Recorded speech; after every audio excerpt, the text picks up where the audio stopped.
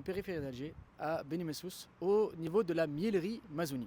Alors, vous voyez, c'est un endroit exceptionnel, en pleine nature, euh, dans lequel on va aller rencontrer un monsieur qui s'appelle Monsieur Mazouni, qui est passionné par tous les métiers de l'apiculture et bien sûr qui propose du miel. Il va nous accueillir et nous montrer donc qu'est-ce que ce travail, qu'est-ce que finalement le miel, comment les abeilles produisent ce miel, bref, tout le miracle qu'il y a autour du miel. Et c'est une personne qui est passionnée, qui est passionnante et qui va nous faire vivre et découvrir son métier. Alors suivez-moi.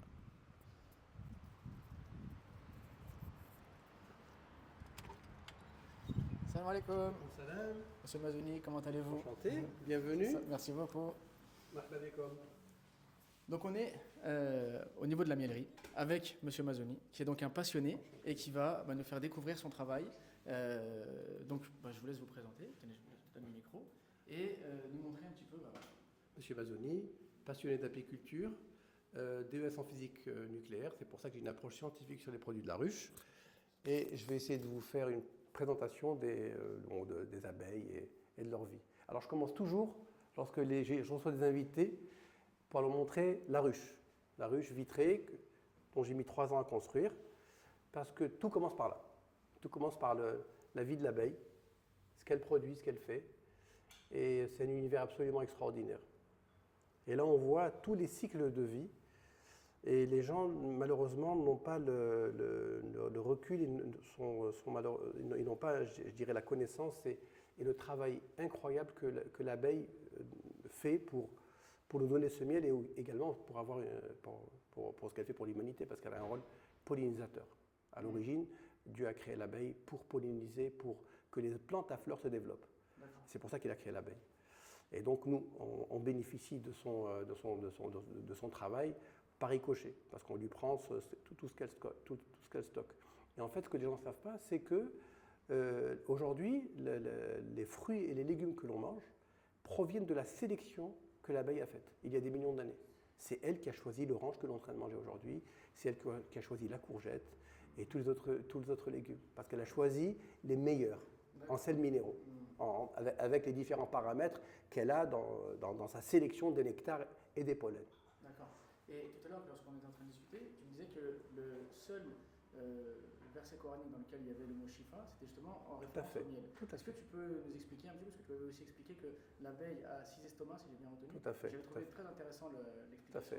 Tout à fait. Alors, il y a souvent une simplification sur un amalgame, l'abeille, le miel. Mais en effet, donc Dieu parle de shifa une seule fois dans le Coran, et c'est Surat al-Nahl, et Dieu dit botoneha au pluriel féminin.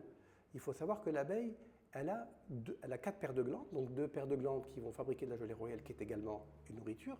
Elle va fabriquer également de la cire qui va rentrer dans la composition de la propolis. Et elle a également le dard, elle a également un petit orifice, un petit, je dirais, reproducteur qui fait un peu la gelée, le venin d'abeille. Et elle a également le jabot où elle va stocker le miel. En fait, elle va transformer le nectar, qui est en fait du saccharose à 100%, en glucose et en fructose. Donc on peut dire qu'elle a 6 organes. Elle a 2 paires d'organes plus 2 supplémentaires. C'est pour ça que Dieu dit « min botoneha » mukhtalif al-anwan et shifa, cité une seule fois dans le Coran, puisqu'en fait, on a découvert que depuis la nuit des temps, et jusqu'à aujourd'hui, où il y a une cinquantaine mille de publications sur les produits de la ruche, que tous ces produits de la ruche, ils ont des principes actifs qui ont été mis en évidence et qui soignent en fait toutes les maladies. L'apithérapie, les produits de la ruche, sont médicaments universels et le plus économique et à la portée de tout le monde. Simplement, ils ne sont pas assez mis en valeur, ils ne sont pas assez explicités. Et justement, par exemple, si des personnes souhaitent se soigner avec le miel ou avec le propolis, etc., s'ils viennent te voir, est-ce que toi tu es à même de pouvoir les orienter, les conseiller? Bien sûr, c'est notre rôle depuis de nombreuses années pour conseiller, pour essayer déjà de vulgariser, pour essayer de réapproprier les produits de la ruche à tout le monde, parce qu'en fait, les gens connaissent que le miel, et nous, on est là pour leur expliquer les bienfaits des différents miels, et également de la propolis, de la gelée royale et du pollen. Et on est là pour les conseiller, bien entendu, parce qu'on a un rôle, on a un rôle de conseil, c'est notre devoir, en faisant ces produits-là, pour les conseiller sur ce que l'on peut faire, parce que toutes les pathologies, on ne peut pas soigner tout avec ces produits-là. C'est des produits qui sont uniques, qui servent à prévenir et à soigner. D'accord.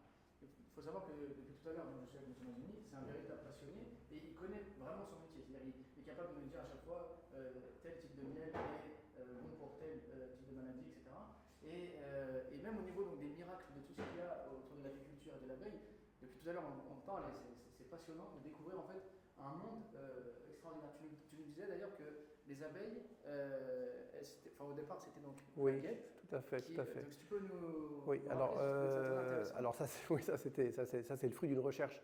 J'ai essayé de comprendre dans la Surat al-Nahl, quand on commence à lire Surat al-Nahl, j'ai essayé de comprendre chaque partie, chaque ayah, pour essayer parce qu'en fait chaque emplacement, chaque ayah, sa position dans la Surat a une explication forcément scientifique. Et j'ai découvert que en lisant, en essayant d'apprendre, je dirais, l'origine de l'abeille, en fait que l'abeille d'abord était une guêpe. En fait, Dieu a d'abord créé les guêpes. Et ensuite, lorsqu'il y a eu la glaciation, lorsqu'il y a eu une métamorphose sur Terre, la guêpe s'est réfugiée dans les grottes et elle a changé donc son alimentation, parce que forcément elle n'avait plus de végétation, donc son alimentation a changé. Il faut savoir que la guêpe est carnivore. Et donc elle a changé son alimentation en alimentation végétale. Et c'est là qu'elle a changé, qu'elle a muté en abeille. Toujours, bien sûr, il y avait toujours également cette présence de la guêpe. Donc c'est là qu'est née l'abeille.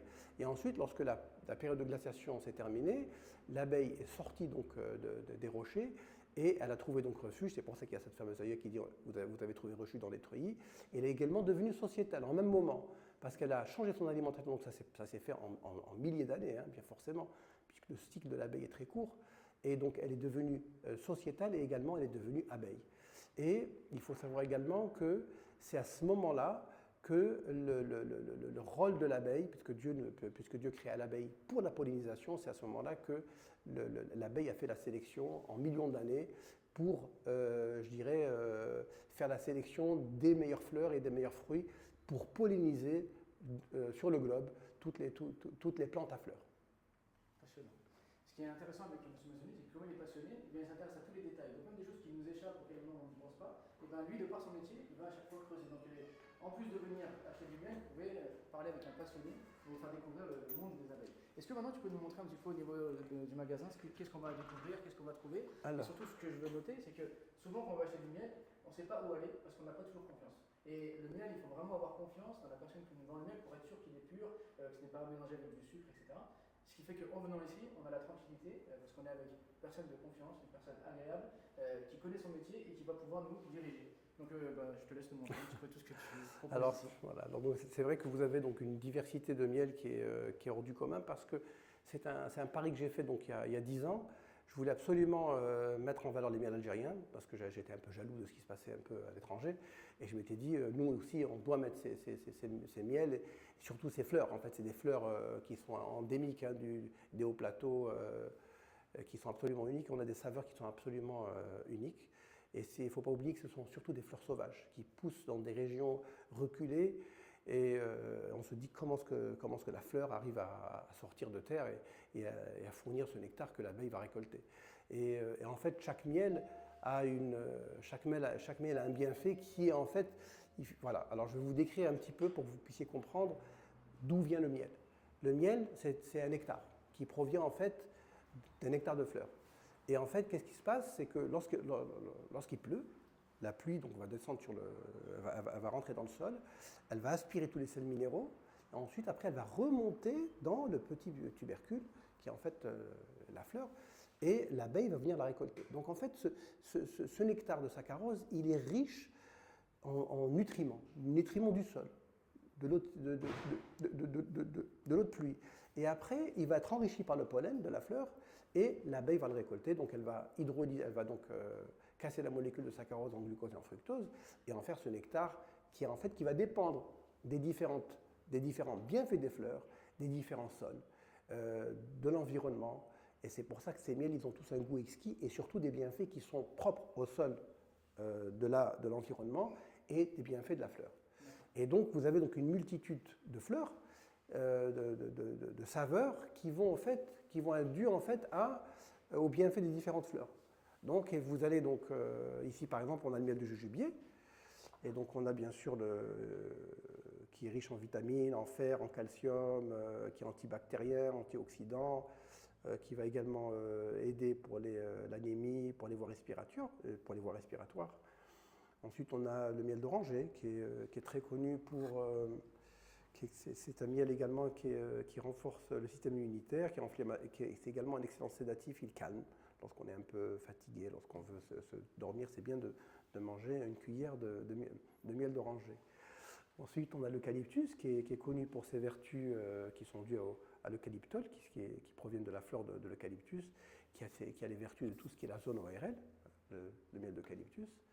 Ensuite, on a bien sûr toute la variété des vins miels. On a le fenouil qui est très bon pour la digestion. Ben oui, le fenouil fait une fleur qui s'appelle, voilà, qui est là, et qui va avoir un très bon effet sur tout ce qui est digestif, tout ce qui est problèmes intestinaux.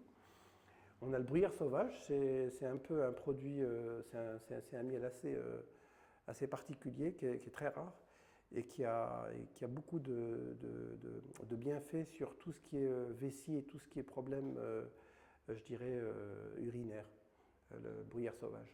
Le thym, également, qui est très connu, hein, qui a été mis, qui est très connu pour la cicatrisation.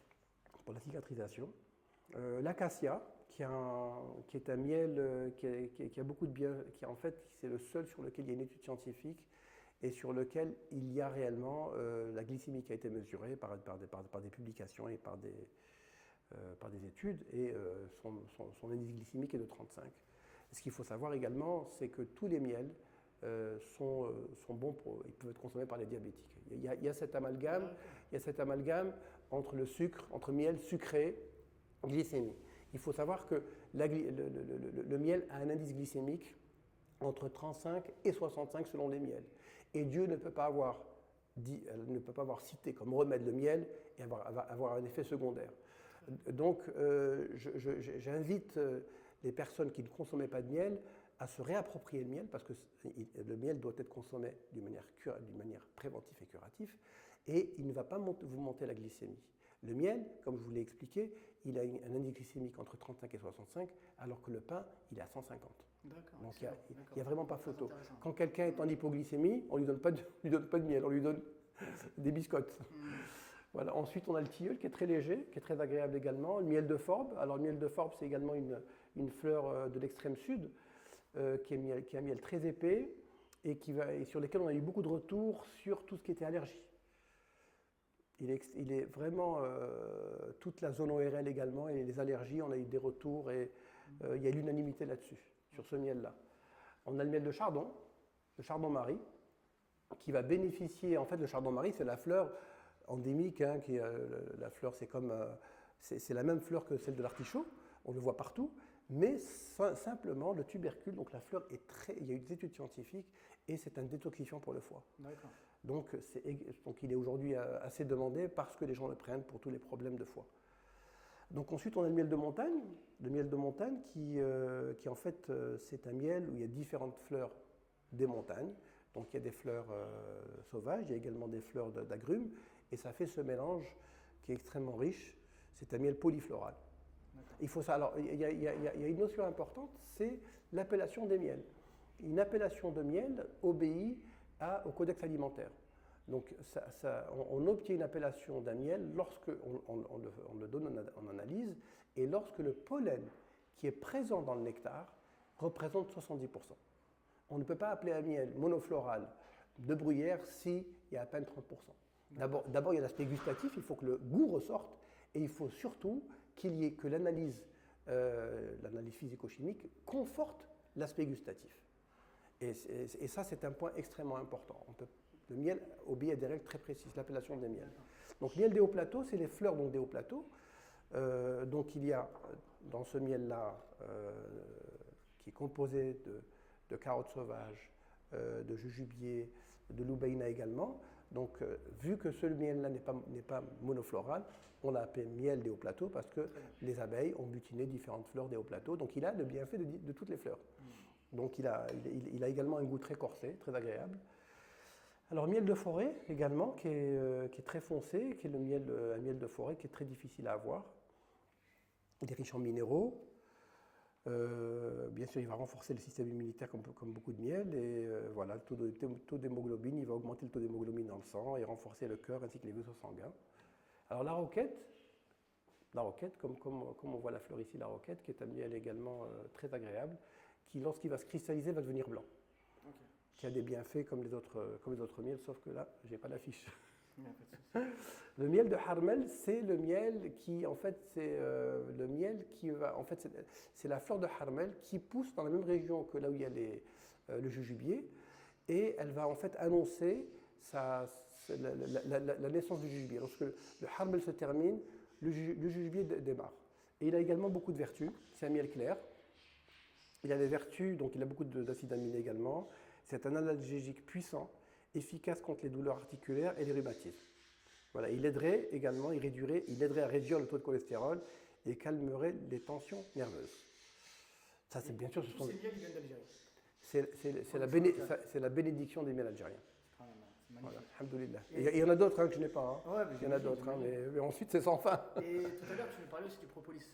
Oui, la propolis, tout à fait. La propolis, je sais que c'est très difficile à trouver. Oui. Et surtout de savoir si elle est réellement pure, c'est difficile. Alors, est-ce que tu peux nous parler de la propolis? Bien sûr. Quelles sont ses vertus? Bien sûr. Parce que je pense que c'est très intéressant pour les... Tout à fait. Alors, la propolis, c'est la matière la plus antioxydante qui existe sur Terre. Voilà. Et même aujourd'hui, si nous, aujourd'hui, on souhaitait, être humain, faire de la propolis, on ne pourrait pas le faire. Parce qu'il n'y a que les abeilles qui sont capables de récupérer cette résine, de la mélanger à la cire et de boucher en fait toutes les imperfections de la ruche. Elle a été faite pour ça. Dans toutes les races d'abeilles qu'il y a dans le globe, il y a 15 000 races d'abeilles, elles ont toutes la même fonction pour faire la propolis de la même manière. Et on a découvert qu'en fait, une ruche, en 1960, c'est un apiculteur, il a découvert qu'une ruche était plus aseptisée qu'un bloc opératoire. Et en fait, il faut savoir qu'il y a des centaines d'années, les Grecs et les Romains ils savaient que la propolis avait des vertus cicatrisantes, mais ils ne savaient pas d'où elle provenait. Et en fait, c'est depuis 1962, quand il y a eu cette découverte sur l'activité antioxydante, je dirais antibactérienne de la propolis, qu'on a découvert cette molécule qui est en fait les polyphénols. Alors, que viennent faire les polyphénols dans la propolis? Aujourd'hui, lorsqu'on a un problème immunitaire, lorsque les gens sont malades, c'est parce qu'ils ne mangent plus de fruits et légumes. Aujourd'hui, le problème de notre société, c'est son alimentation. Toutes les causes des maladies proviennent des polyphénols, du manque d'immunité.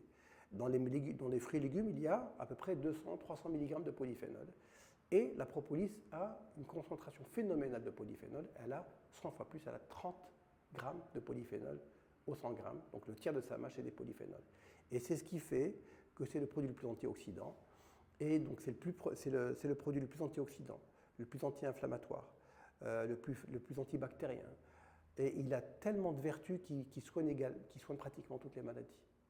Et il devrait y en avoir dans tous les foyers. Les Japonais, je peux comme le dire parce qu'ils l'ont adopté dans tout leur pays, et ils importent 500 tonnes par an de propolis parce qu'ils l'ont introduit dans leur traitement anticancéreux. C'est extraordinaire, c'est vraiment extraordinaire. La cicatrisation, c'est sans fin si je commence à parler de la propolis. Moi, justement, souvent quand j'ai des aftes, je l'utilise. Voilà. Donc il y a beaucoup de gens qui ont appris comme ça, qui ont commencé à la consommer pour leurs aftes, etc. Et donc, les gens commencent un peu à l'adopter. Et sa difficulté, c'est trouver la vraie propolis. Parce qu'on a une difficulté au niveau de la collecte. Hein. Une ruche ne peut fournir que 200-300 grammes de propolis. Alors, lorsqu'ils me disent qu'ils la trouvent chez les vendeurs de Hacheb, je leur dis comment un produit à 200-300 grammes dans une ruche, comment il peut être démocratisé et vulgarisé chez les Hacheb au kilo. On la récupère avec cette grille. Hein, voilà. Donc, vu qu'elles ont une fonction de boucher toutes les imperfections, eh ben, nous, on va mettre une grille et les abeilles vont la boucher. Ensuite, qu'est-ce qu'on fait avec cette grille? On va la rouler, on va la mettre au congélateur, on va attendre qu'elle durcisse, qu'elle soit cassante. Ensuite, on va l'extraire, on va la mettre on va l'effriter, on va la mettre sur un grand plateau, et après, il y a tout le travail du traitement de la propolis. Et c'est là qu'elle devient comme ça. Voilà. Donc ça, c'est en poudre. Hein. Et c'est là qu'on la met également en boule. Donc voilà, on la met en boule là pour les aftes, pour les gens qui ont besoin d'avoir de la propolis tout le temps, en plus du traitement, en plus de ce qu'ils vont prendre en gélule. Parce que plus on en prend et plus on peut se soigner par rapport à certaines pathologies. D'accord. Voilà. Et voilà. Alors la propolis, c'est un élément très important, c'est un régulateur immunitaire. C'est absolument incroyable. Lorsque quelqu'un va avoir un problème d'immunité, qui va avoir une maladie auto-immune, eh ben, elle va lui baisser son immunité. Et lorsque quelqu'un est en baisse d'immunité parce qu'il mange mal, ou bien parce qu'il a un problème alimentaire, ou bien parce qu'il a une mauvaise alimentation, eh ben, elle va lui augmenter son immunité. C'est incroyable comment ce que la propolis peut réguler l'immunité du corps humain. Alors, pourquoi la propolis, encore un détail, c'est que les abeilles, aujourd'hui, pourquoi est-ce qu'on s'intéresse aux abeilles? Pourquoi est-ce qu'on s'intéresse à leur alimentation? Parce qu'il s'avère que du fait de leur fonction dans la société, dans l'humanité, dans ce qu'elles apportent à la société, à la vie, elles ont la meilleure alimentation, elles ont la meilleure hygiène de vie. Donc elles consomment du pollen, qui est l'aliment le plus complet qui existe. Hein. Le pollen, il a 24 grammes de protéines, il a 12 acides aminés, dont 8 essentiels que nous, on doit fabriquer, plus 12 vitamines, plus 24 grammes de protéines, et plus 3000 mg de polyphénol. Également antioxydant, mais pas aussi antioxydant que la propolis. Et l'abeille ne tombe jamais malade. Pourquoi est-ce qu'elle ne tombe pas malade? Parce qu'elle a une immunité collective. Toute la ruche est imbibée de propolis. Elle est calfeutrée de propolis. Donc cette propolis, elle va en fait immuniser, elle va donner un bouclier à toutes ces abeilles. C'est pour ça qu'il n'y a pas de maladie, il n'y a pas de cancer dans les ruches. Il n'y a ni... voilà, il n'y a pas de grande pathologie, il n'y a pas d'infractus, il n'y a pas de... Les abeilles meurent d'épuisement, vous vous rendez compte? Elles travaillent tellement qu'elles meurent d'épuisement. Et donc c'est pour ça que les abeilles ne tombent jamais malades. Et en plus, elles vont aseptiser les alvéoles de la ruche où va naître, où va pondre la reine. D'accord. Monsieur Mazouni, merci beaucoup de nous avoir partagé votre passion, un peu de votre connaissance. Je parle un peu beaucoup. Hein. Oh, franchement, on pourrait continuer pendant des heures. Mais une question importante. Pour ceux qui veulent venir vous rencontrer, qui veulent venir découvrir votre travail, qui veulent venir bien sûr acheter du miel, comment est-ce qu'il faut? Où vous trouvez? Quels sont vos horaires? Comment faire? Alors, ils ont Google Maps. Ils mettent donc Google Maps pour l'orientation. Ils ont le numéro de téléphone qui est affiché. Très bien. Ils peuvent m'appeler. Okay. Et on est ouvert tout le temps, tous les jours. Okay. Donc de 8h30 à 18h, 19h, un peu on attend au-delà, s'ils peuvent appeler, s'ils arrivent en retard. Et je suis même ouvert le week-end parce que je sais qu'il y a des problèmes de circulation, de disponibilité des gens. Et donc j'accueille les gens tout le temps. Super, merci beaucoup pour votre accueil. Bien sûr, je mettrai toutes les informations pour avec grand plaisir. La mielerie Mazouni et je vous invite à venir découvrir cette mielerie et surtout à vous soigner avec le miel puisque Dieu nous dit dans le Coran qu'il y a Shifa pour les gens, donc il ne faut vraiment pas hésiter et surtout, quand on a un passionné et un connaisseur, il ne faut pas hésiter.